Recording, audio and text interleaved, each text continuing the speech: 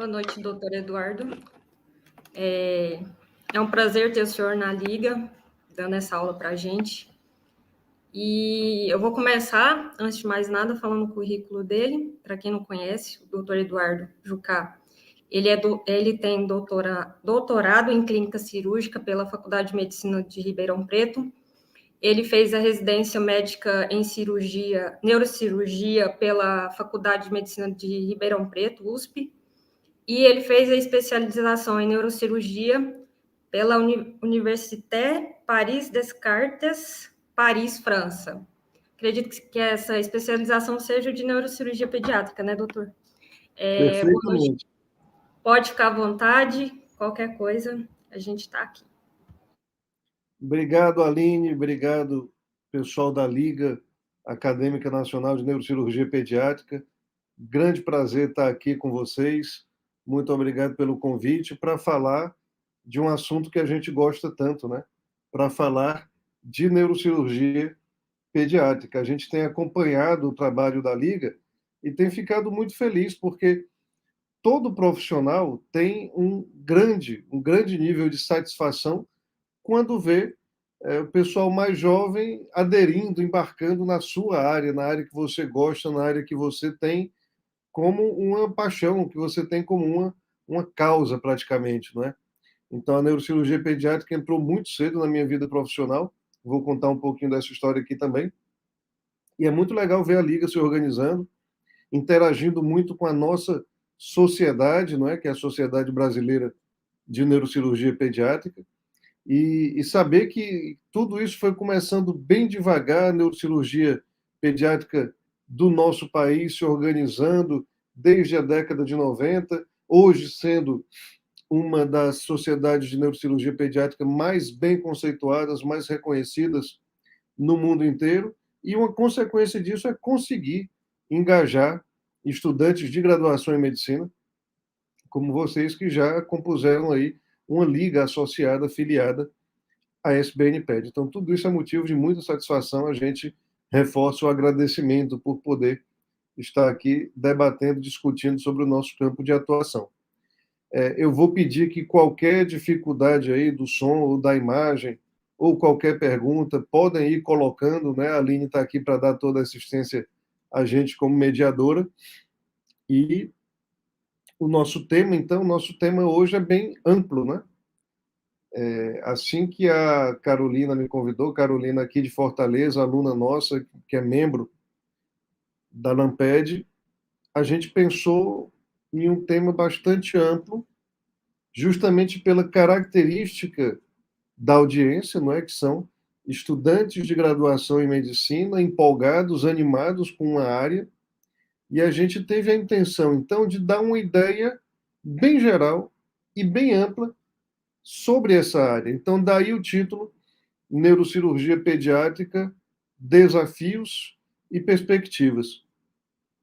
A gente vai amadurecendo na carreira médica, vai avançando, e a gente vai descobrindo cada vez mais o contexto, não é? Os detalhes da onde que a gente está se interessando. Então, mesmo depois de já ter começado na residência de neurocirurgia, de ter passado a graduação também, como vocês, interessado em neurocirurgia pediátrica, vou contar um pouco dessa história daqui a alguns minutos, mas a gente vai descobrindo ano a ano como é que se constitui essa área, por que ela é uma área cada vez mais à parte, cada vez mais autônoma.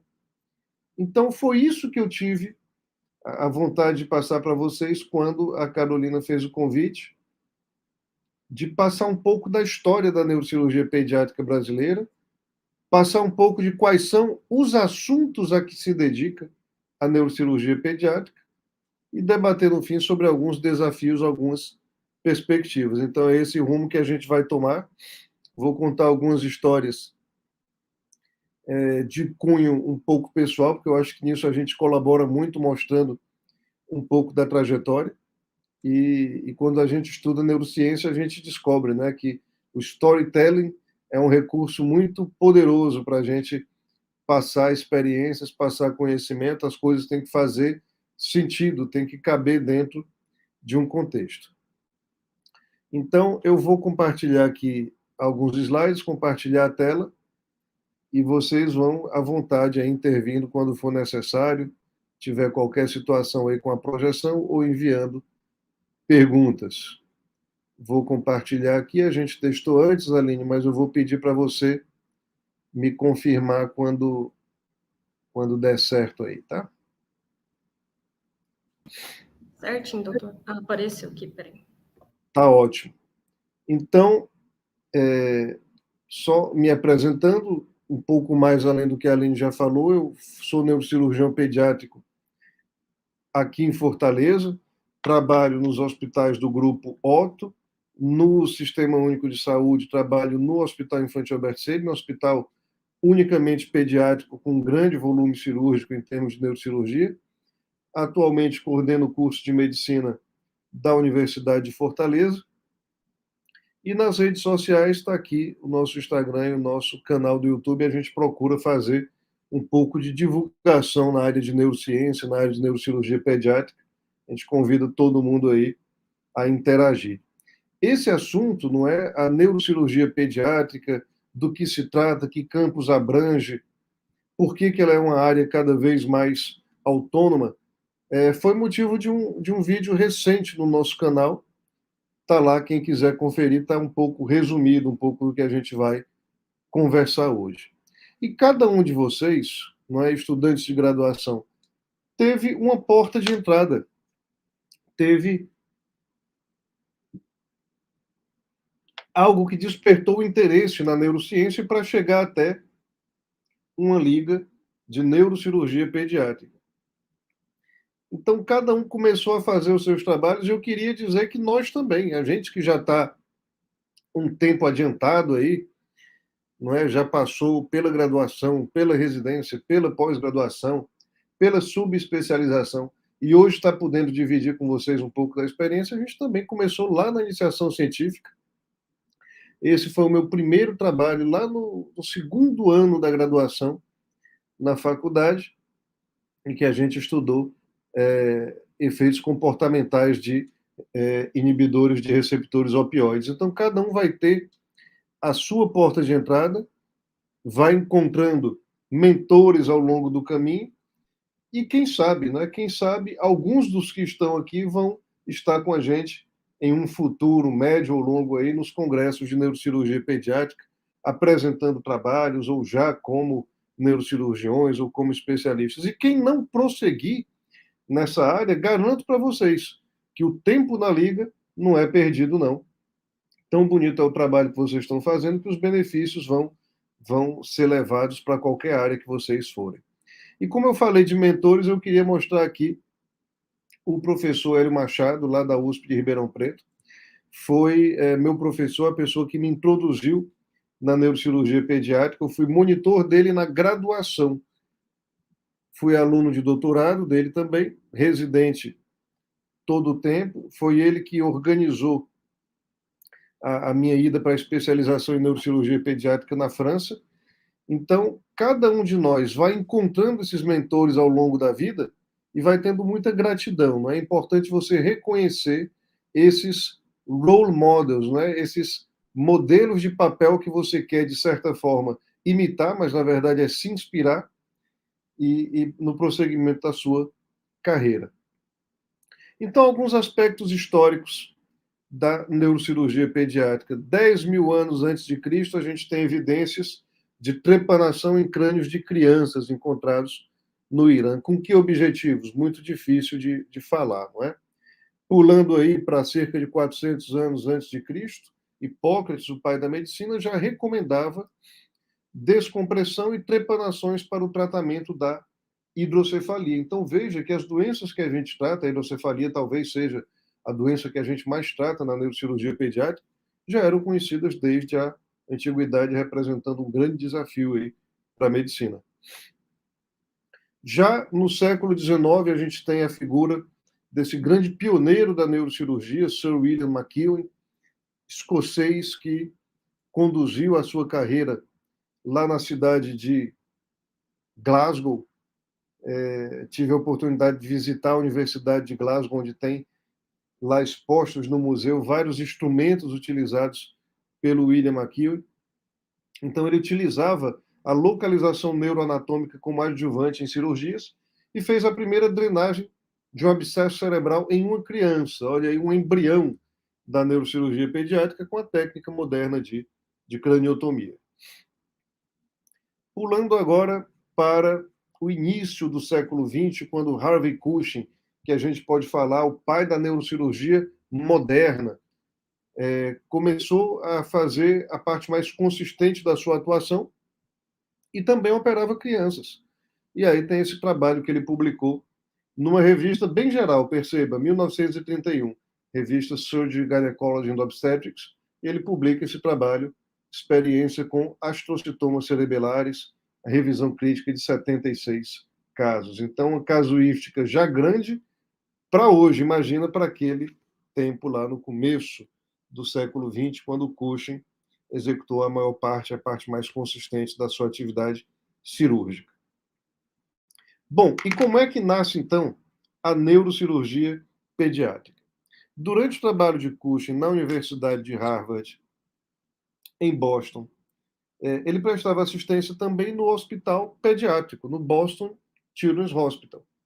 Só que o trabalho foi começando a ficar um pouco sobrecarregado e ele confiou a um discípulo dele, o Frank Ingraham, que é esse aqui da foto de cima, a assistência às crianças lá no hospital pediátrico que ficava no complexo da Universidade de Harvard, funciona até hoje, um dos grandes serviços de neurocirurgia pediátrica do mundo. E depois o Ingraham, à medida que o serviço foi crescendo, chamou um discípulo dele, o Donald Madison, para compor a equipe e levar adiante esse serviço inicial de neurocirurgia pediátrica. Então o serviço foi adiante e em 1954 eles escrevem essa obra, Neurosurgery of Infancy and Childhood, que eu consideraria como a nossa certidão de nascimento. Certidão de nascimento da subespecialidade de neurocirurgia pediátrica. Então percebam como é algo recente, não é? 1954, mal fazendo aí 70 anos do lançamento desse livro. Eu tenho uma segunda edição desse livro que me foi dada de presente pelo James Goodrich, nosso grande amigo, que ajudou a gente na separação das gêmeas siamesas, das gêmeas craniópatas, toda a equipe, e que infelizmente faleceu na primeira onda da pandemia de Covid lá em Nova York. Então, seguindo ainda mais, a gente tem, em 1802, o primeiro hospital pediátrico no mundo, no século XIX, o Hospital Necker, onde eu fiz especialização em neurocirurgia pediátrica. Como curiosidade, nesse hospital foi inventado o estetoscópio pelo René Laennec, foi identificada a origem genética da síndrome de Down, e hoje é um dos grandes serviços de neurocirurgia pediátrica do mundo também, só para mostrar como a origem foi lá nos Estados Unidos, em Harvard, mas em outros cantos do mundo também a neurocirurgia pediátrica, nessa transição do século XIX para o século XX, foi ganhando destaque. Ganhando destaque e se tornando uma área cada vez mais autônoma, ao ponto de ter sociedades próprias. Então, a Sociedade Europeia de Neurocirurgia Pediátrica, ela é de 1967 e tem congressos a cada 2 anos. Sempre existe uma participação de colegas do Brasil muito intensa nesses congressos da Sociedade Europeia. A Sociedade Internacional de Neurocirurgia Pediátrica, que é a nossa sociedade mãe na neurocirurgia pediátrica, a ISPN, International Society for Pediatric Neurosurgery, ela foi fundada em 1971. Ela tem congresso todos os anos. Congresso que não aconteceu nos últimos 2 anos, justamente por causa da pandemia de Covid-19, mas se Deus quiser, a gente vai se encontrar sim em dezembro próximo em Singapura. O último congresso foi em Birmingham, na Inglaterra, em 1919, e o próximo esse ano ainda em Singapura. A Sociedade Americana também de Neurocirurgia Pediátrica, um pouco mais recente, e reúne os neurocirurgiões pediátricos dos Estados Unidos. E no Brasil nós temos a nossa Sociedade Brasileira de Neurocirurgia Pediátrica, a SBN-PED, a qual a Liga Acadêmica Nacional de Neurocirurgia Pediátrica é filiada, é associada, e nós damos todo o estímulo, contem sempre com a gente, mas nós começamos, para dar um contexto histórico, como um departamento de neurocirurgia pediátrica da SBN, da Sociedade Brasileira de Neurocirurgia, que é a nossa sociedade mãe no Brasil, da área da neurocirurgia. E começamos a realizar os encontros nacionais, os congressos, em 1995. Foi o primeiro Congresso Brasileiro de Neurocirurgia Pediátrica, ainda como um departamento da SBN, lá em São Paulo. E a partir de 95 começamos a realizar os congressos a cada 2 anos. O último Congresso Brasileiro de Neurocirurgia Pediátrica foi em 2019, aqui em Fortaleza. E aí não aconteceu em 2021, obviamente por causa da pandemia. E ano que vem, se Deus quiser, estaremos todos reunidos lá em Goiânia e contamos com a presença de vocês também. Então, a SBN-PED começou como um departamento, repito, foi criando cada vez mais corpo, constituiu-se em uma sociedade própria, que tem um estatuto, um regimento próprios, tem diretoria própria. Eu tenho a honra e o privilégio de ser o atual presidente eleito da SBN-PED, que funciona como vice-presidente. Atualmente, o nosso presidente é o Ricardo Guep, lá do SARA de Brasília. E a gente assume como presidente em 2024. E mesmo criando, não é, esse caminho próprio, nós continuamos tendo uma relação muito próxima, uma relação muito intensa com a SBN. Então, existe a parte sempre de pediátrica no Congresso Brasileiro de Neurocirurgia da SBN, a gente mantém uma relação muito próxima, mas ao mesmo tempo foi construindo um caminho próprio da neurocirurgia pediátrica. Uma outra evidência dessa importância e desse caminho próprio são os nossos jornais científicos, nossos periódicos, nossas revistas próprios da neurocirurgia pediátrica. Então, a gente tem aqui a Pediatric Neurosurgery, que é a revista, o veículo da Sociedade Americana de Neurocirurgia, a Child's Nervous System, que é a revista da Sociedade Internacional, da Sociedade Europeia e também a Sociedade Brasileira tem a Child's Nervous System como veículo. Talvez a revista mais importante de neurocirurgia do mundo, o Journal of Neurosurgery, ele tem um suplemento só para neurocirurgia pediátrica, o Journal of Neurosurgery Pediatrics, mostrando a importância da nossa área. E aqui está o Archives of Pediatric Neurosurgery, que é a revista, que é o jornal científico brasileiro, da SBN-PED.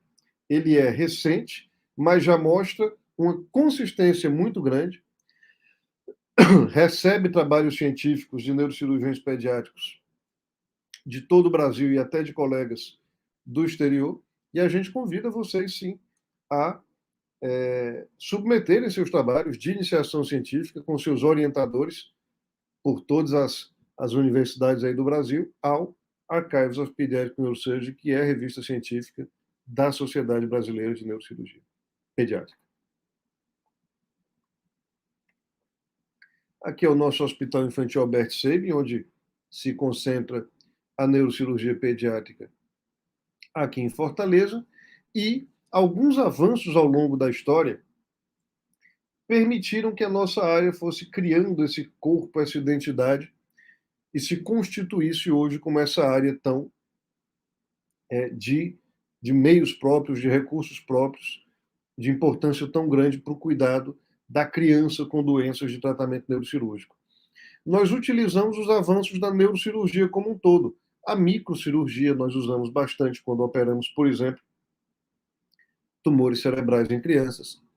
a tecnologia dos equipamentos, o neuronavegador, aspirador ultrassônico, mas nós evoluímos muito como especialidade dentro da neurocirurgia, quando, por exemplo, a UTI pediátrica, a unidade de terapia intensiva pediátrica, também teve o seu avanço.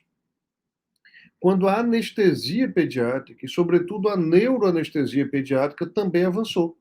A maioria de nós, neurocirurgiões pediátricos, trabalha com anestesistas ou com equipes de anestesia próprios e que são experientes nesse assunto, na anestesia para o sistema nervoso de crianças, porque são pacientes especiais, são pacientes que têm características próprias, precisam, então, de gente experiente conduzindo a anestesia.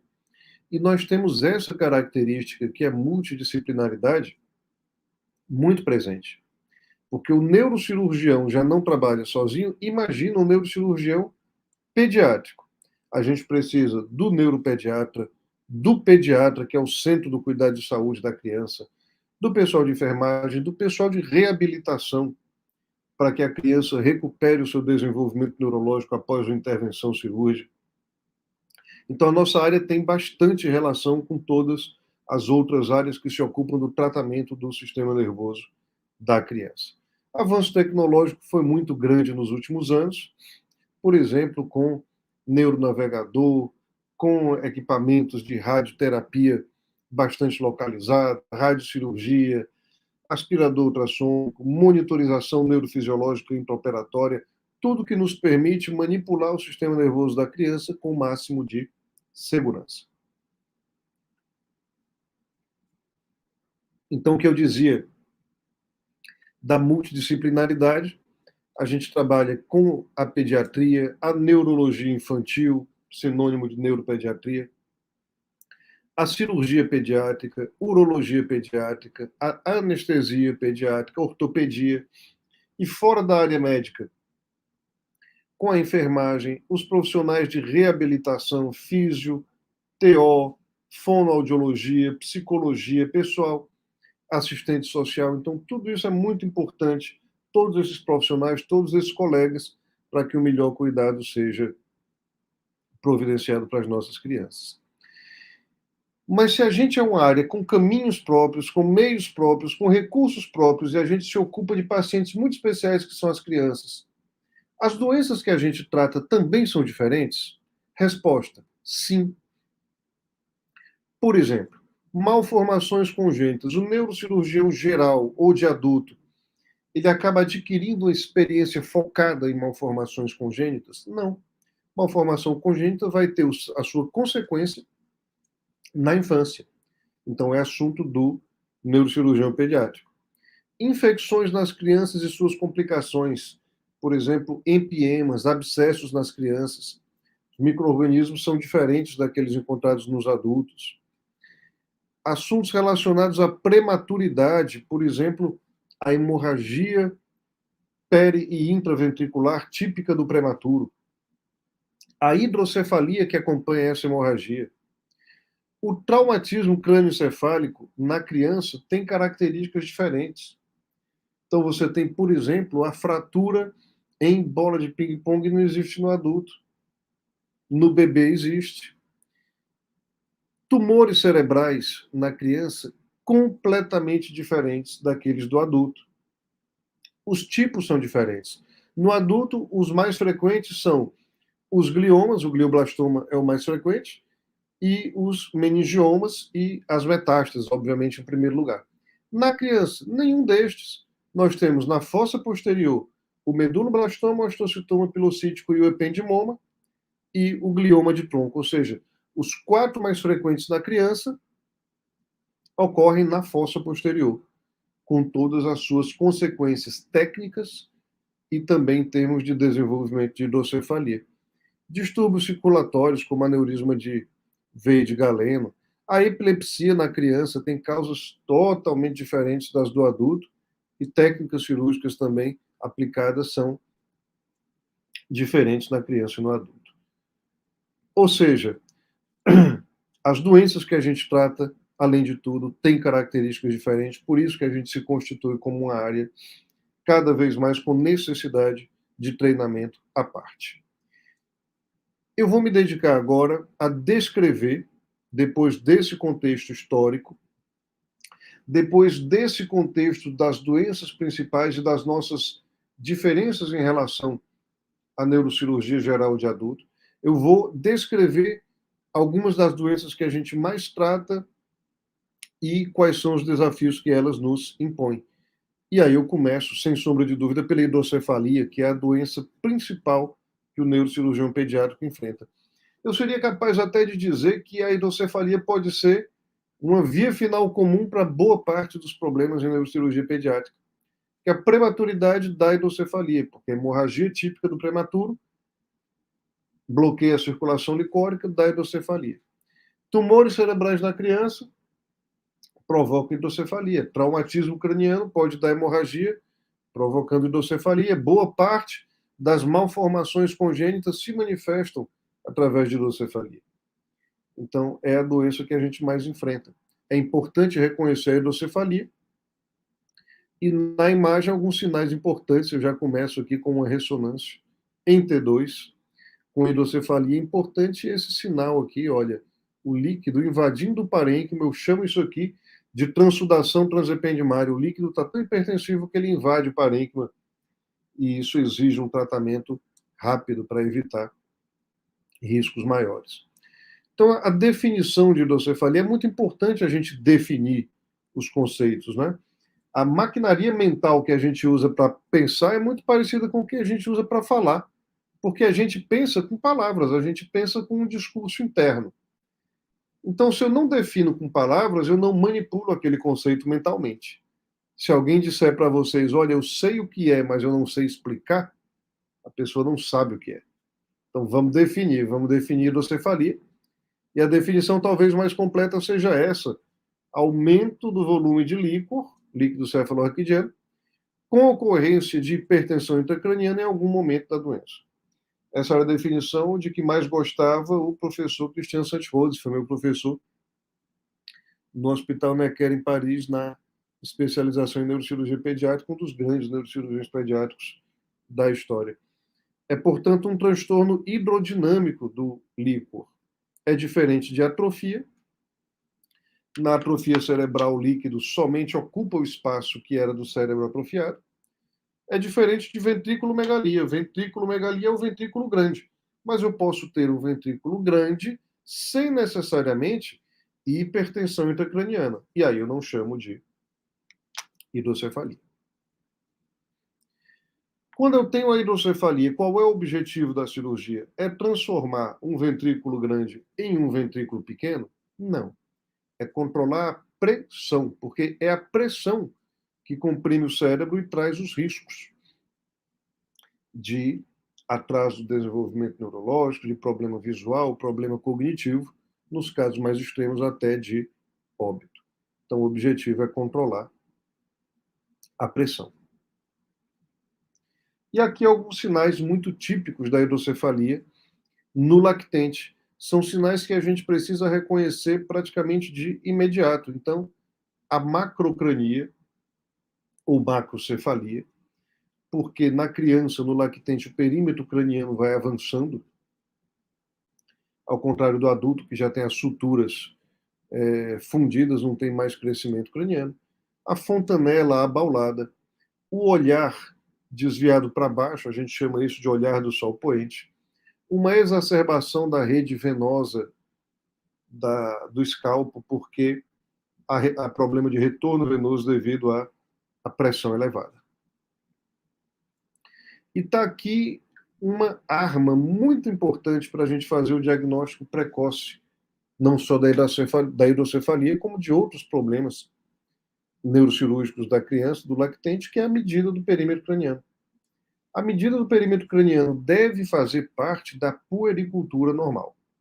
Então, sempre que vocês, como estudantes de graduação, como internos, como médicos generalistas, como residentes, atenderem um lactente, precisa medir o perímetro craniano e marcar na curva, na caderneta da criança, porque, mesmo se não houver problema algum, vai servir como referência para ver se a curva de crescimento está adequada. Ou seja, um método que não custa nada e que nos dá muita informação e pode revelar algum caso de uma doença grave já no início, dando a oportunidade de tratamento no tempo adequado. Então, a gente, depois de levantada a suspeita, a gente estuda a hidrocefalia com exames de imagem, com a tomografia, por exemplo, em que eu vou ver o líquido preto, porque ele é pouco denso, enquanto o cérebro é cinza e o osso, a calota craniana, é branca, porque é bastante denso. E eu posso estudar também por ressonância, que nos dá muito mais detalhe. Aqui eu vejo uma ressonância fetal, olha só, dentro da barriga da mãe, o estudo de um cérebro de uma criança. Obviamente, a ressonância nos dá muito mais detalhe. Aqui eu vejo vários casos de hidrocefalia, aqui no T1 da ressonância, mas também com o sinal de transsudação transependimária. E outros exemplos aqui em T2. Entre T1 e T2, T2 é preferível para estudar o líquido, já que nele o líquido aparece com hipersinal bem mais evidente. Só que tem um exame que é muito útil para a hidrocefalia do lactente que tem a fontanela ainda aberta, que é o ultrassom, a ultrassonografia. Porque eu consigo, por meio da fontanela aberta, uma janela sonográfica e eu posso estudar as dimensões do ventrículo. Então, vejam, aqui nesse exame, os ventrículos, ó, pequenininhos. À primeira vista pode parecer tudo borrado, a gente vai acostumando a visão, né? E aqui, nesses outros exames, os ventrículos de tamanho progressivamente maior. Então, o ultrassom é útil, sim, um método barato, acessível, mas depende bastante do operador, né, da pessoa que manipula o ultrassom para que se tenha informações adequadas. Tudo bem até agora, Aline? Está dando para ouvir direitinho?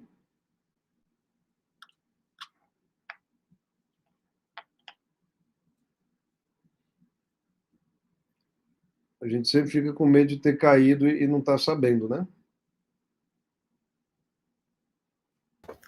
Não, tá tranquilo, doutor. Tá ótimo. Vamos em frente, então. Sobre o tratamento da hidrocefalia, a gente precisa controlar a pressão intracraniana. O método clássico, que vem desde a década de 50 do século XX, é a instalação da DVP, que é a derivação ventrículo-peritoneal, ou derivação para outras topografias, em casos excepcionais, como a DVA para o átrio, e para outros locais, quando não dá para colocar no peritônio, e o tratamento mais recentemente desenvolvido, que é a endoscopia, a terceira ventriculostomia endoscópica. Qual o princípio da DVP? A DVP é talvez a cirurgia mais executada na neurocirurgia pediátrica em geral, ainda, não é? É derivar o líquido para uma nova zona de absorção, que é a cavidade peritoneal. Então, a derivação é composta de um catéter ventricular, de uma válvula. A válvula tem duas funções: regular o fluxo, não deixar drenar demais, e fazer com que o fluxo seja unidirecional. E um catéter distal que vai por debaixo da pele e vai drenando para a cavidade peritoneal, onde o líquido será reabsorvido. Aqui uma foto de cirurgia, uma DVP sendo introduzida, e no exame ela fica assim: o catéter proximal, a válvula, o catéter distal. A DVP tem diferentes modelos e ela pode apresentar múltiplas complicações. Olha nesse exame aqui uma desconexão entre a válvula e o catéter proximal. Isso pode acontecer e aí interrompe a drenagem, interrompe o fluxo. Esse trabalho aqui, pessoal, foi publicado na Acta Cirúrgica Brasileira.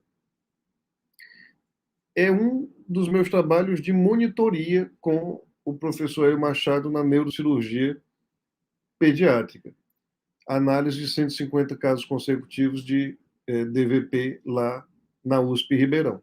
Então, a gente viu aqui as principais causas, não é? Tumor, prematuridade, associada a mielomeningocele e malformação, e os principais tipos de complicação, complicação mecânica e infecção.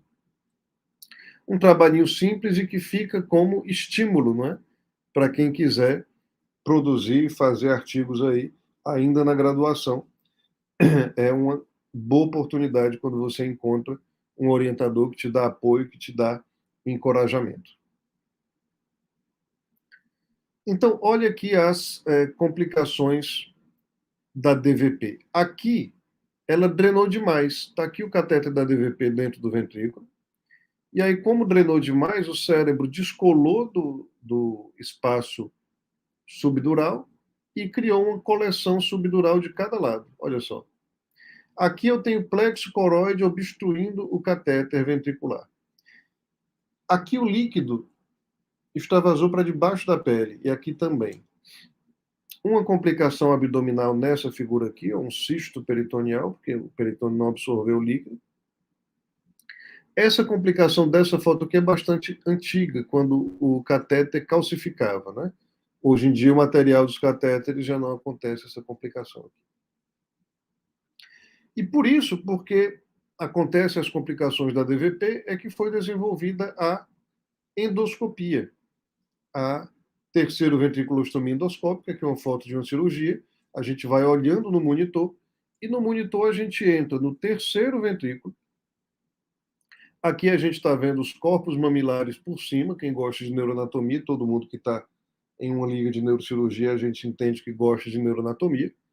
E a gente fazendo um orifício aqui no assoalho do terceiro ventrículo, para que o líquido que está obstruído a sua passagem pelo aqueduto por trás, ele passe a circular pelo assoalho do terceiro ventrículo. Então está aqui o equipamento que a gente utiliza em uma neuroendoscopia, o endoscópio, a imagem que a gente obtém e o monitor no qual a gente vai observando as imagens, tá? E depois de feito o procedimento, dá até para a gente fazer, depois de algum tempo, uma ressonância para estudar o fluxo através do assoalho do terceiro ventrículo, vendo que a ventriculostomia está assim funcionando. Então, gente, hidrocefalia é a doença que a gente mais trata nessa área. A gente tem que ter, sim, toda a atenção. A gente começou a fazer as neuroendoscopias aqui em Fortaleza, no Hospital Infantil Albert Sabin, está aqui, divulgação interna aí das neuroendoscopias. Então, é a doença que a gente mais enfrenta nessa área, é importante saber. Falando agora dos tumores cerebrais. Prestem atenção nessa localização aqui. Fossa posterior, entre o tronco cerebral e o cerebelo. Eu não sei, Aline, se vocês estão vendo o meu cursor, o meu mouse, se puder dar um... Tá sim, doutor. Quando o senhor passa, dá para ver. Que ótimo. Então, uma massa comprimindo aqui o tronco, ocupando o espaço, bloqueando a circulação de líquido, e daí você vê que o tumor é uma das principais causas de hidrocefalia. E, repito, na criança, os tipos de tumor completamente diferentes do adulto. No adulto, a principal localização é supratentorial, quer dizer, acima da tenda do cerebelo. Na criança, a principal localização é infratentorial, abaixo da tenda do cerebelo. Então, mesmo que eles tenham algumas características diferentes, né? Aqui eu mostro para vocês um astrocitoma pilocítico que tem uma cavidade cística característica com um nódulo mural. Aqui um ependimoma que desce pelo forame magno. Aqui um meduloblastoma, que é um tumor maligno e precisa de rádio e quimioterapia, mesmo tendo a ressecção completa.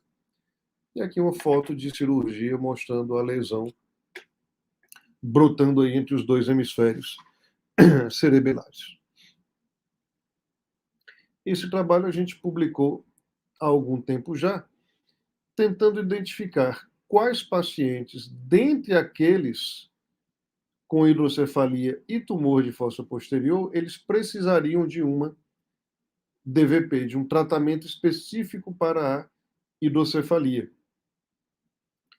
E nós achamos as respostas, que são as crianças com o tumor na linha média, com idade abaixo de 5 anos, e com hidrocefalia considerável já no início do quadro. Então, esses são os maiores candidatos à necessidade de um tratamento específico para a hidrocefalia. É importante essa informação para a gente já se preparar para a necessidade desses pacientes. E esse trabalho aqui a gente fez e publicou durante a especialização lá na França. Professor Federico de Rouco, Michel Zerrat, Christian Santos, falando sobre a utilidade da endoscopia na hidrocefalia associada ao tumor de fossa posterior. Então, dá para tratar com a DVP, mas dá para tratar também com a endoscopia. O tumor de fossa posterior é bastante útil esse tratamento, porque não deixam a DVP, né? Não deixam um material artificial implantado na criança. E aqui a gente precisa comentar da mudança de paradigma da neuro-oncologia, sobretudo da neuro-oncologia infantil, nas últimas décadas. Antigamente se pensava, eu preciso retirar todo o tumor, não importa como fique a criança do ponto de vista neurológico. Então, mesmo que ela tenha sequelas importantes, eu preciso tirar o tumor todo. Isso é o pensamento antigo. Atualmente, a gente procura sim retirar o tumor todo, ou o máximo possível, porque isso é um fator prognóstico, porém a nossa prioridade é a preservação neurológica. Isso tem tanto razões bioéticas, porque eu não posso trazer prejuízo na qualidade de vida da criança e da família, como também razões técnicas, porque décadas atrás eu só contava basicamente com a cirurgia como tratamento. E hoje eu tenho a radioterapia, a quimioterapia, eu tenho exames de imagem adequados para fazer o segmento de um eventual resíduo que sobrar do tumor. Então, tem todo um arsenal para continuar o acompanhamento da criança. Então, essa mudança de paradigma é bastante importante quando a gente pensa nos tumores cerebrais, sobretudo da criança. E um outro aspecto muito importante é o avanço da biologia molecular no estudo dos tumores cerebrais. Isso é matéria, inclusive, da minha tese de doutorado. Eu estudei uma via genética, a via WNT, em crâniofaringiomas. E a gente sabe que, hoje em dia, qualquer tumor cerebral ele é também avaliado do ponto de vista genético, e o tratamento oncológico, se vai receber ou não quimioterapia ou radioterapia, bem como as informações prognósticas, elas dependem também dessa análise molecular. É algo que tem avançado muito nos últimos anos. Vamos falar um pouco agora, pessoal, sobre as infecções, que eu coloquei ali também, na lista de doenças que são diferentes no adulto e na criança com relação aos aspectos neurocirúrgicos. E nas infecções a gente tem aquelas bacterianas, ou seja, abscessos cerebrais, empiemas, que podem complicar uma sinusite. Esse ano a gente teve 6 casos já de empiema epidural complicando quadros de sinusite bacteriana, coisa que a gente via 1 ou 2 casos por ano, a gente já viu 6 nesse ano, agora que a gente chegou em julho, e a gente está, inclusive, reunindo esses casos para escrever um relato, porque é algo não muito usual, né? Será que tem relação com o aumento de infecções respiratórias no contexto da Covid, fragilizando as crianças, trazendo infecções bacterianas superponentes e provocando essa complicação? É o que a gente vai discutir. E nós temos também as infecções congênitas, classicamente naquela sigla lá, as TORCHs, toxoplasmose, rubéola, citomegalovírus, herpes vírus. E nessas TORCHs a gente teve que acrescentar desde 2016, 2015, 2016, um Z. De que é esse Z? De Zika, não é?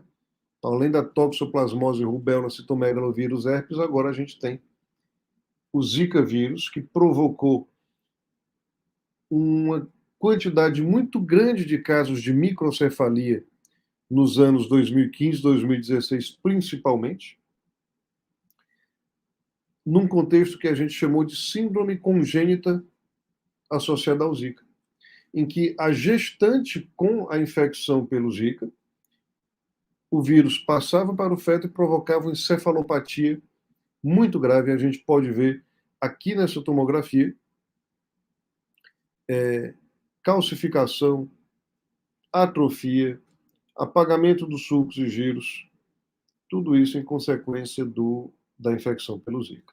Como é que começou esse problema do Zika, principalmente no Brasil, um pouco na América do Sul e concentrado no Nordeste brasileiro?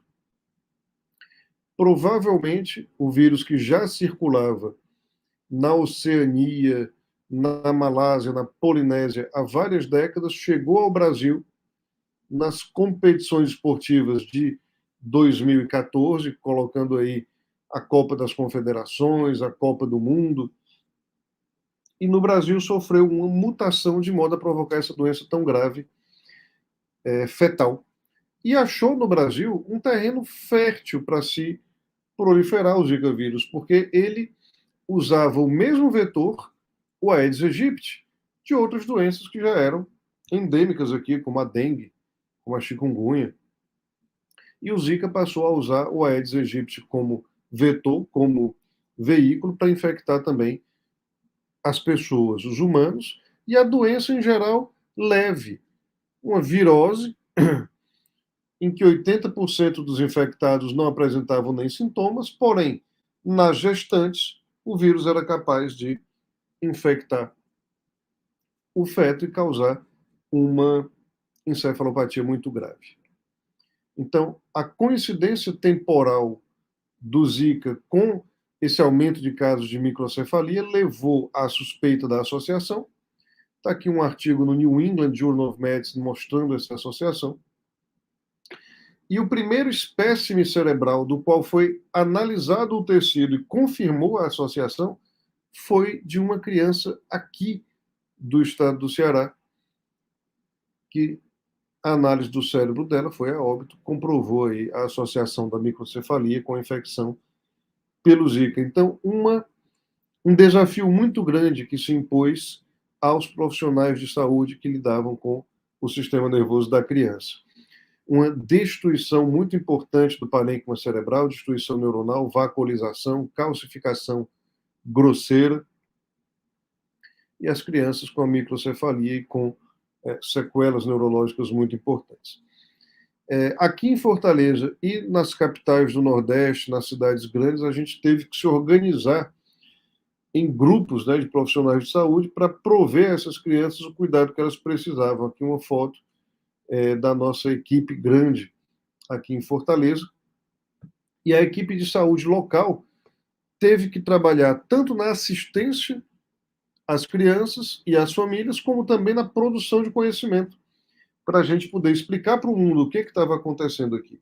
É claro que a gente contou com muita ajuda de profissionais do sul e sudeste do país, também do exterior, mas a comunidade científica local também deu uma resposta bastante efetiva do ponto de vista científico e de publicações. Está aqui uma publicação no JAMA Neurology, uma revista muito importante americana, falando sobre a hidrocefalia associada à síndrome congênita do Zika. Porque algumas das crianças com Zika vírus, além de ter a destruição do cérebro, a destruição do parênquima, ainda desenvolviam hidrocefalia e precisavam de tratamento cirúrgico. Além disso, a gente tem outras situações que podem provocar hidrocefalia, como a prematuridade e a hemorragia típica do recém-nascido prematuro, e a gente vê que quanto mais baixo o peso, maior o risco de hemorragia e, consequentemente, de hidrocefalia, Isso também é assunto da neurocirurgia pediátrica. Vejam aqui, hemorragia bloqueando a passagem do líquor, provocando hidrocefalia.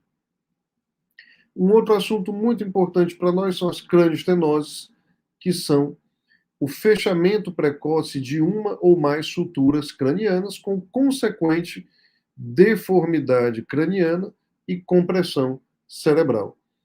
Muita gente confunde a origem da cranioestenose com o fechamento da fontanela, o fechamento da popular muleira, não é?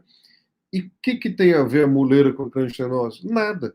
Mas muita gente acredita nisso e a gente recebe toda semana no ambulatório e no consultório famílias com crianças com a muleirinha fechando, preocupadas se vai ter ou não cranioestenose. A gente esclarece que a origem da cranioestenose não é muleira fechando, é uma ou mais suturas, como a gente vê nessa tomografia, uma sutura coronal fechada aqui na metade, a deformidade correspondente, que é a plagiocefalia anterior, e a muleira aberta, nada a ver. Então, a cranioestenose pode levar a deformidade craniana, aumento da pressão intracraniana, e por isso precisa de cirurgia para descompressão e para remodelamento craniano. Esse artigo aqui a gente publicou em 2010, mostrando que a hidrocefalia, que acompanha também alguns casos de cranioestenose, ela pode ser tratada também com endoscopia. Outras áreas da neurocirurgia pediátrica que estão avançando bastante, uma delas é a cirurgia de epilepsia.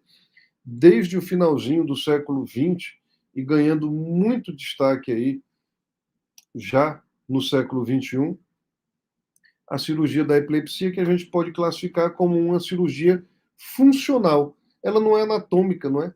Ela é funcional, ou seja, ela procura corrigir um problema funcional da criança que tem crises convulsivas, crises epiléticas, e você vai operar aquela região em parceria com o neuropediatra que trata de epilepsia em criança.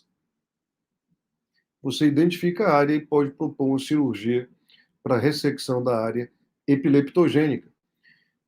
Às vezes, a criança tem alguns tipos de causa para a epilepsia que são hemisféricos, que afetam todo o hemisfério. Por exemplo, a encefalite de Rasmussen, a hemimegaloencefalia. E aí a gente é obrigado a fazer uma cirurgia que é a hemisferotomia, a desconexão de todo um hemisfério para melhorar o quadro de crise de epilepsia da criança. A gente também fez as primeiras hemisferotomias aqui de Fortaleza, com conhecimento lá da USP de Ribeirão Preto, que é um dos maiores centros de epilepsia, de cirurgia de epilepsia em criança do Brasil. Esse aqui é o primeiro pacientinho que a gente operou de hemisferotomia e percebam, né? Poucos dias depois de uma desconexão hemisférica, pacientinho já aqui sentando, sorrindo. Por isso, gente, não contem para ninguém, mas é muito mais legal trabalhar e operar crianças que mostram aí toda uma recuperação baseada na neuroplasticidade. Um outro campo que vem avançando bastante é o tratamento da espasticidade. O que é isso?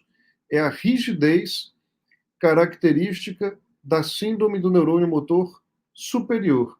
Vocês viram isso na neuroanatomia, na neurofisiologia, com certeza. Quando há uma lesão, seja por encefalopatia hipóxico-isquêmica, no nosso meio a causa principal é a paralisia cerebral. Você tem uma rigidez dos membros da criança, e isso impede a locomoção, prejudica a higiene, causa dor, causa muito desconforto para a criança. Também uma cirurgia funcional, as cirurgias que a gente oferece.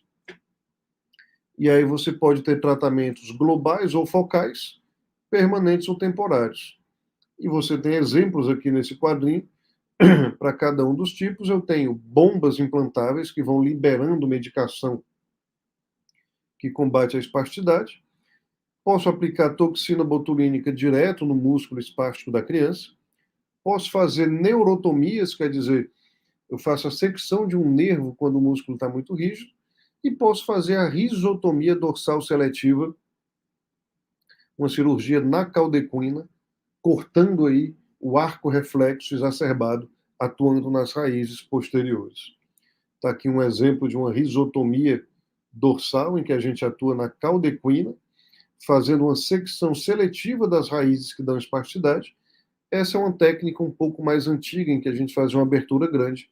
Hoje em dia, a gente faz uma abertura de única vértebra e tem acesso à caldequina.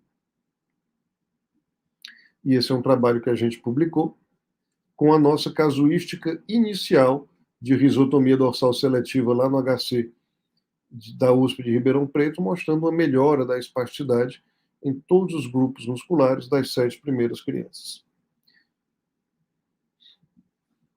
Falando um pouco agora, gente, de malformações do crânio, do encéfalo, da medula também, que são assunto da neurocirurgia pediátrica. Os fatores causais mais importantes são alterações genéticas, uso de drogas durante a gestação, lícitas ou ilícitas. Lembrando que o álcool, por exemplo, não deve ser usado durante a gestação e não há dose segura de álcool. E infecções congênitas, como a gente viu há pouco tempo. E a malformação pode se manifestar por diversas maneiras, desde a anencefalia, que é gravíssima e é incompatível com a vida, passando pela lisencefalia, polimicrogiria, várias modalidades aí de malformação. Lembrando a embriologia do sistema nervoso, que é fundamental para o neurocirurgião pediátrico, a gente começa o processo com a placa neural, primeira população de células que vai se diferenciando a partir do ectoderma. Essa figura é clássica lá no Moore de embriologia, em que a placa neural vai se dobrando para constituir o tubo neural, e o tubo neural vai constituir na sua parte anterior as vesículas que vão compor o encéfalo, não é? O prosencéfalo dando origem ao telencéfalo e diencéfalo, mesencéfalo, e o rombencéfalo que vai dar origem ao metencéfalo e ao mielencéfalo.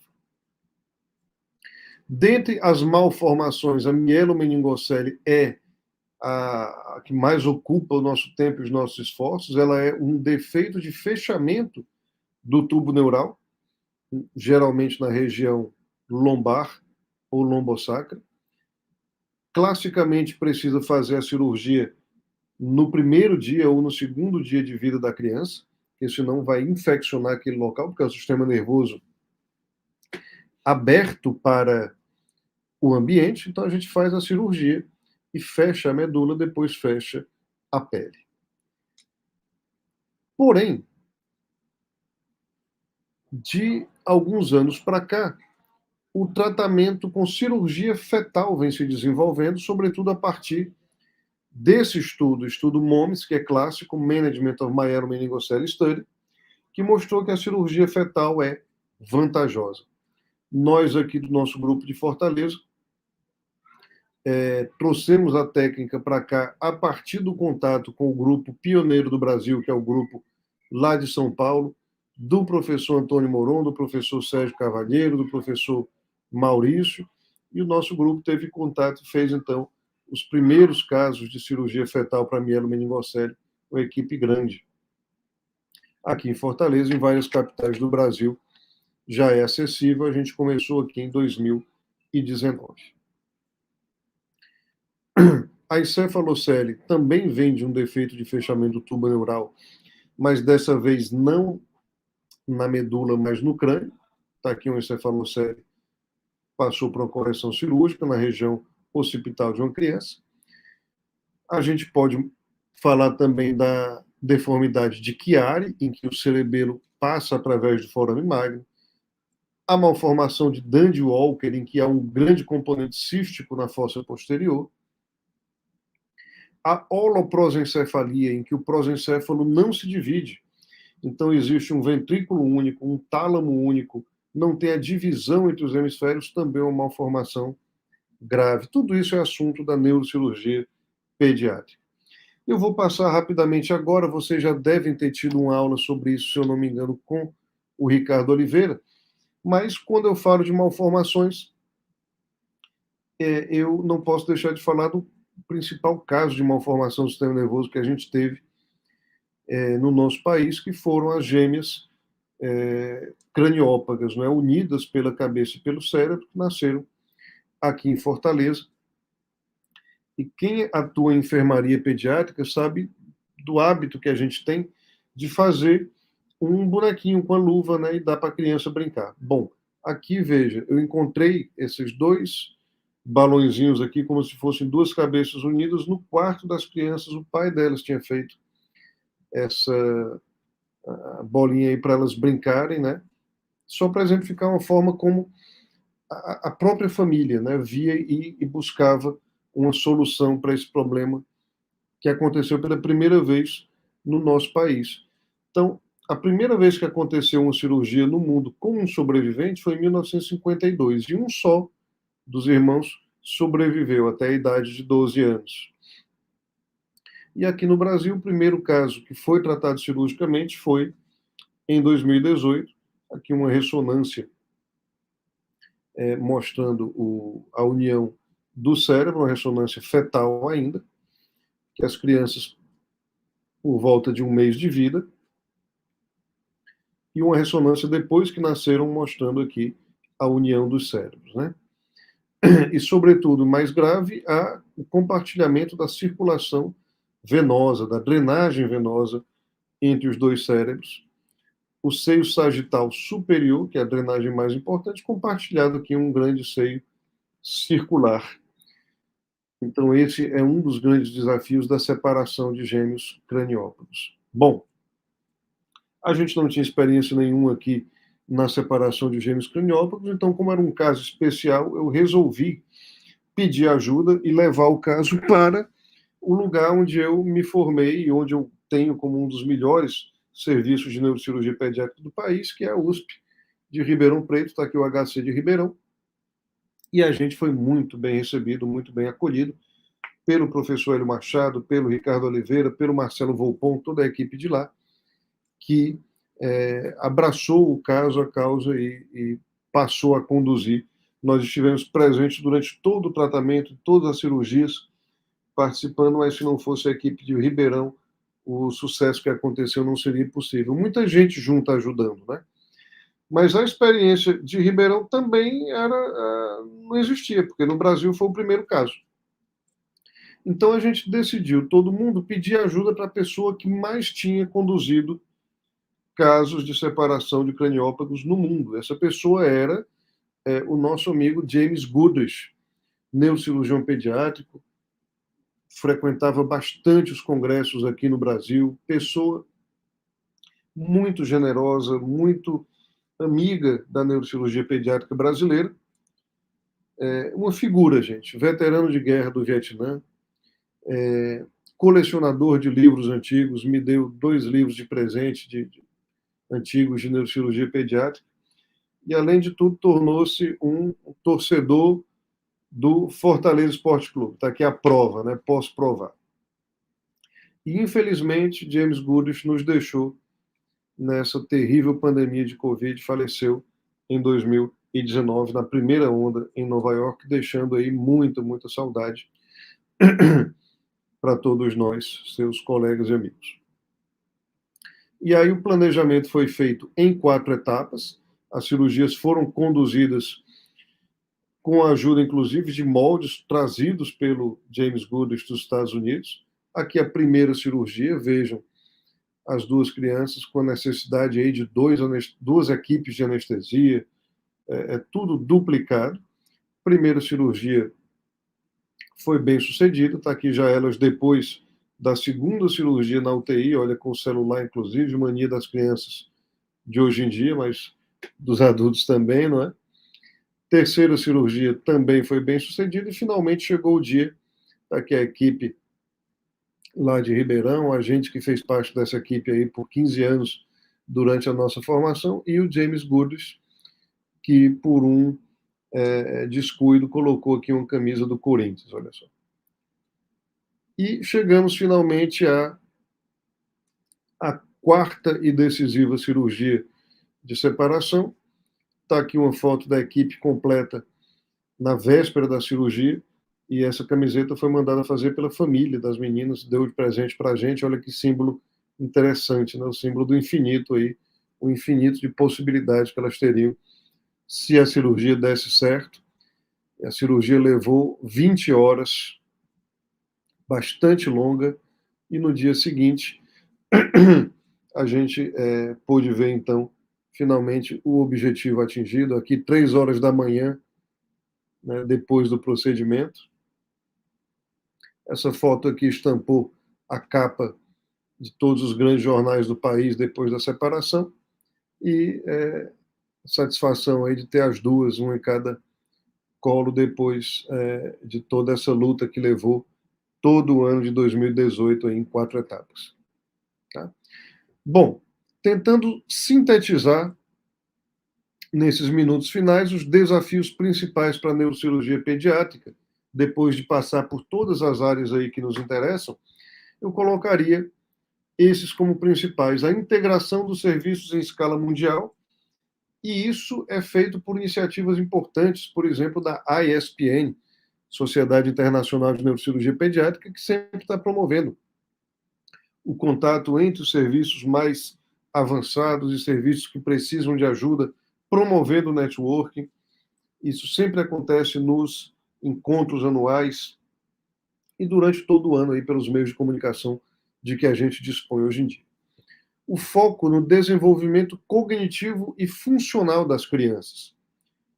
Como eu falei, hoje em dia a gente procura não só a solução dos problemas, mas que as crianças tenham um bom desenvolvimento neurológico para ter qualidade de vida junto às suas famílias.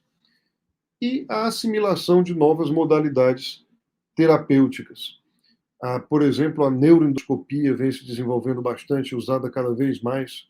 Sempre a DVP tem sido usada agora quando você não consegue usar a endoscopia, ou no caso de falha da endoscopia. Então a gente vai agregando essas modalidades terapêuticas. A neuroendoscopia, a cirurgia da epilepsia, a cirurgia da espasticidade. Então veja que um número grande de procedimentos que a gente comentou tiveram seu impulso nos últimos 20 anos. Isso, em termos de história, é muito recente. Então cabe às novas gerações, e certeza alguns de vocês estarão incluídos, de continuar esse impulso e esse estímulo aí ao desenvolvimento da nossa área. Algumas questões éticas também precisam ser bastante enfocadas, porque a gente nunca atende um paciente na nossa área pediátrica. A gente sempre atende um contexto familiar. Claro que os adultos também têm as suas famílias, mas a dinâmica da criança dentro da família é muito particular, com dificuldades e desafios próprios. Então, a gente tem que ser muito parceiro das mães, dos pais, das famílias. Então, um trinômio: equipe de neurocirurgia, criança e família. Um outro desafio bioético é o manejo das malformações graves e o aconselhamento para as famílias, inclusive no tocante ao prosseguimento da gestação, independente de opiniões, de ideologias, de convicções sobre o abortamento. A gente sabe que é uma realidade que vem avançando em outros países, e é possível que no Brasil avance nos próximos anos, e no contexto de malformações graves a gente tem que estar capacitado a orientar as famílias. E também com relação à terminalidade da vida, uma questão ética importante. Na situação de doenças graves, tumores cerebrais fora de possibilidade de tratamento, e outras doenças neurocirúrgicas em que a gente se vê diante da terminalidade da vida. Na criança, isso não estaria no script, não é? Uma criança ter a sua vida interrompida por um problema neurocirúrgico. Então a gente precisa trabalhar cada vez mais em parceria com o pessoal da medicina paliativa, dos cuidados paliativos, que felizmente também vem se desenvolvendo bastante, uma área que vem se desenvolvendo. Pessoal, então esses eram alguns algumas ideias, alguns conceitos que eu gostaria de mostrar para vocês. Repito o que eu disse no começo, em um quadro amplo do que é a neurocirurgia pediátrica, para que vocês se motivem ainda mais em continuar o trabalho da Liga, para que estudantes de graduação de todo o Brasil, mesmo que não façam parte diretamente da Liga, que se interessem pelo trabalho, que estejam presentes nos eventos, que acompanhem o material elaborado pela Liga, que siga nas redes sociais e que a gente siga aí construindo juntos o conhecimento e alimentando a nossa motivação de todo mundo por essa área que é tão bonita, e a gente espera ter podido demonstrar isso ao longo dessa nossa conversa.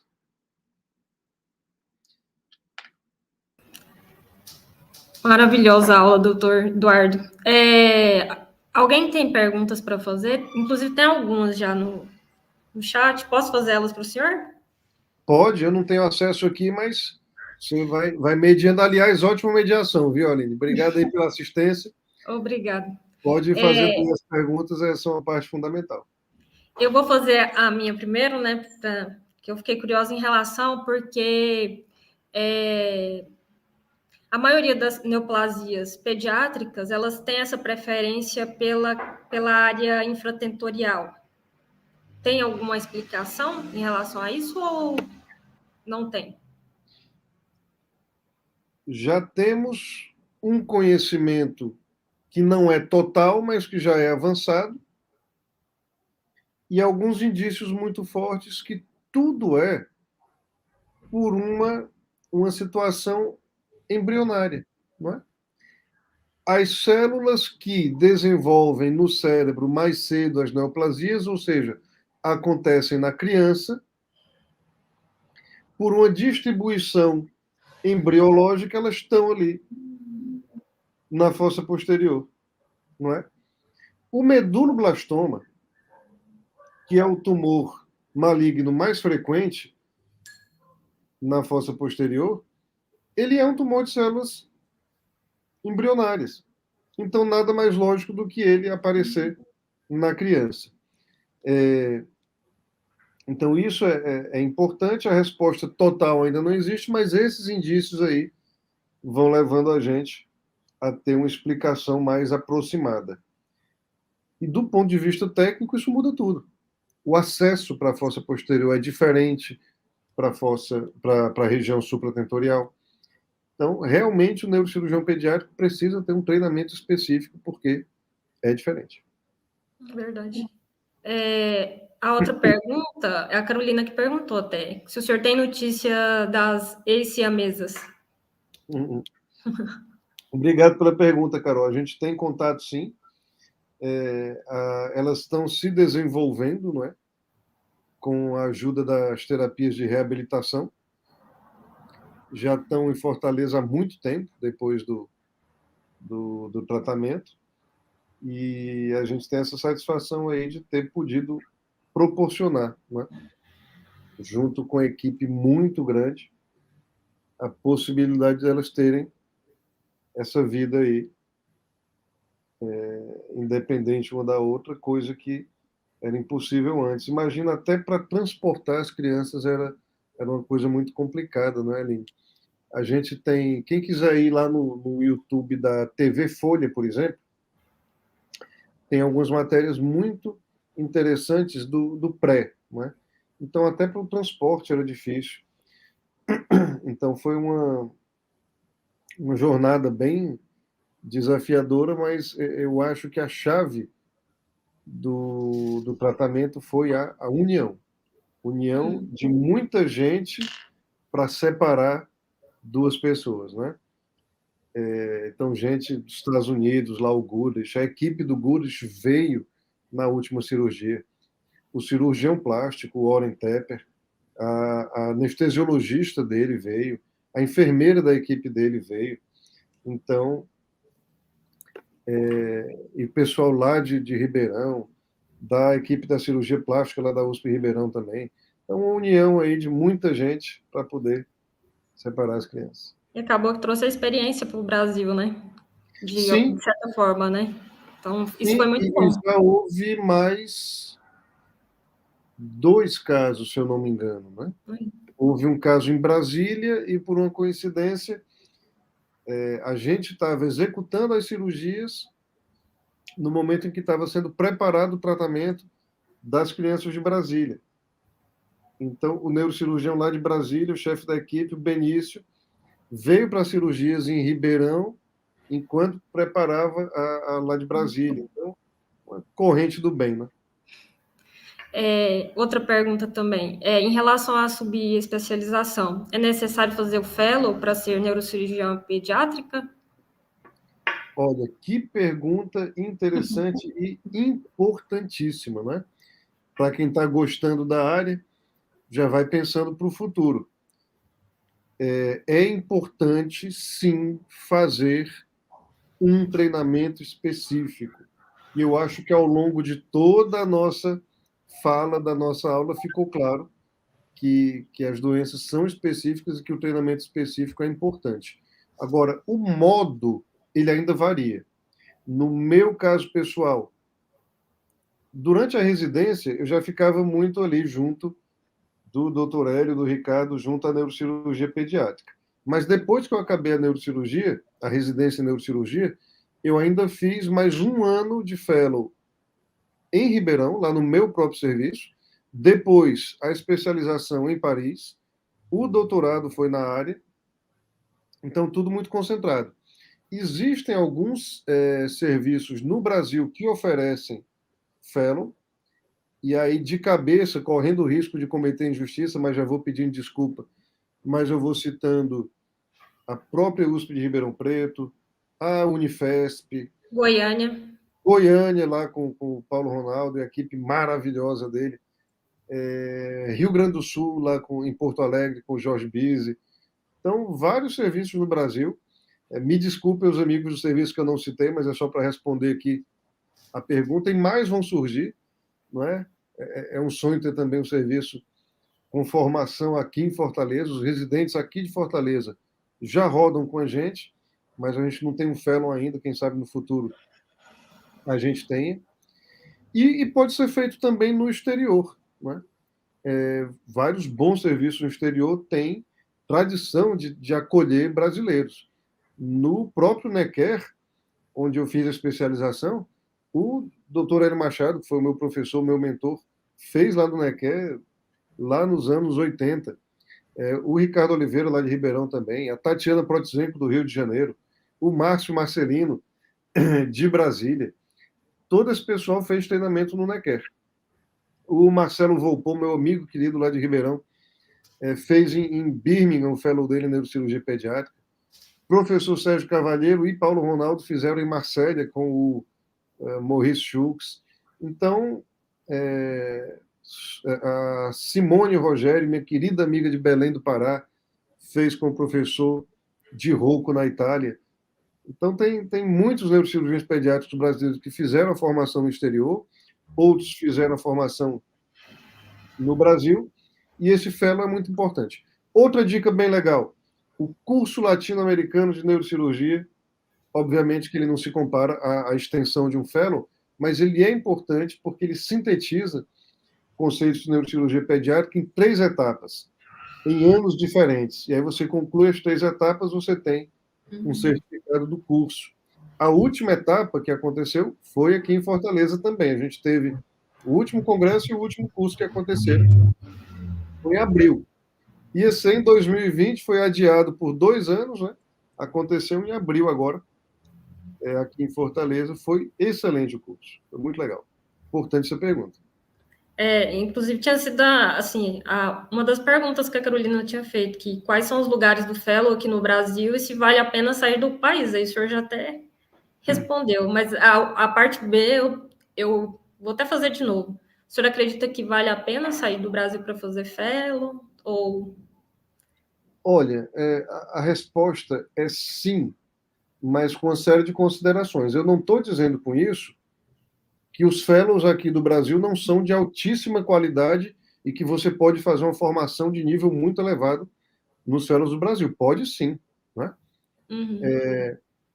eu sou um pouco suspeito para dar essa resposta, porque fiz a minha formação em parte fora, e eu acho que quando você vai, pelo menos uma parte da formação para o exterior, você aproveita também toda essa parte da visão de mundo, de ver em outro país como as coisas funcionam, o que você pode melhorar aqui no nosso país, que tem uma série de dificuldades, também algumas coisas que a gente faz melhor do que lá fora, por exemplo, o serviço universal aí da saúde. Então, a questão mais de visão de mundo e de observar experiências diferentes. Quem tiver a oportunidade de ir para fora é uma ótima oportunidade. Há serviços muito bons, Estados Unidos, Europa, Japão. Serviço em Istambul também é fantástico, lá do professor Mehmet Ozek. E quem for fazer a formação aqui no Brasil também há centros muito bons, que a gente recomenda bastante. Última pergunta. Em relação à neurocirurgia em adolescentes de 15 a 17 anos, ainda assim é diferente em relação aos adultos? São nossos também, não abro mão, não. A gente considera ainda como indivíduos em desenvolvimento, né? Uhum. Podem trazer aí várias características ainda da infância, são pessoas assim, em transição da infância para a idade adulta. Muitas das doenças que acometem, do ponto de vista neurocirúrgico, né, a criança também acontece no adolescente. Então, na maioria dos serviços, a neurocirurgia pediátrica atua do zero, às vezes até antes de nascer, né, com a cirurgia fetal, mas do 0 aos 18 anos. Isso quer dizer que um neurocirurgião geral de boa formação não pode operar um adolescente? Pode sim, né? Mas a organização da maioria dos serviços de pediátrica, dentro da Organização Geral da Neurocirurgia, abrange do 0 aos 18 anos. Certinho, então, doutor. Muito obrigado. Acredito que ninguém tem mais perguntas. É um prazer ter o senhor na liga. A aula foi excelente. Assim, cada vez mais que a gente escuta vocês falando, né, igual o senhor falou, de mestres, de professores que a gente tem admiração, mais ainda dá vontade de sair logo ali da faculdade já, né, querendo praticar mesmo a neurocirurgia pediátrica, mas a gente sabe que tem uma etapa, né? Mas a gente, enquanto estudante, agradece muito por vocês darem essa oportunidade para a gente, de ter o privilégio de ouvir vocês, tá bom? Obrigada. A gente que agradece, obrigado aí pela sua mediação, pela sua assistência, que foi ótima. Vocês vão ver a gente sempre empolgado, sempre, porque a gente gosta mesmo, é apaixonado pelo que faz. E vou te falar, isso já vem há algumas gerações, porque eu fui estudante de graduação quando Hélio Machado, Hamilton Matsushita, Sérgio Cavalheiro, Francisco Salomão, nosso querido doutor Salomão, foi presidente da Sociedade Mundial até há pouco tempo, Benício, Otton de Lima, em Brasília, quando todos esses já atuavam, já eram professores. Então, vai passando de geração para geração e a nossa geração tem o dever de passar para as próximas essa empolgação. Então, vocês vão ver sempre a gente muito empolgado. Contem sempre com a sociedade dá todo o apoio. O presidente atual, Ricardo Gepp, absolutamente está à disposição nessa gestão dele, do qual a gente faz parte também na diretoria, para apoiar no que for preciso a Liga. 2024, 2025, você e eu, como presidente, contem com a gente também e com a diretoria que estiver atuando na época. Vou deixar só como última recomendação, não é? Uma espécie de conselho. A gente entende totalmente a empolgação de vocês, mas cada coisa a seu tempo. Aproveitem bastante a graduação, não tem problema, vão participando da Liga, vão fazendo trabalho científico, iniciação científica, apresentando nos congressos, né? Carol já apresentou no Congresso Brasileiro lá de João Pessoa, está esperando o resultado, ver se outro trabalho dela vai ser aceito para o Mundial.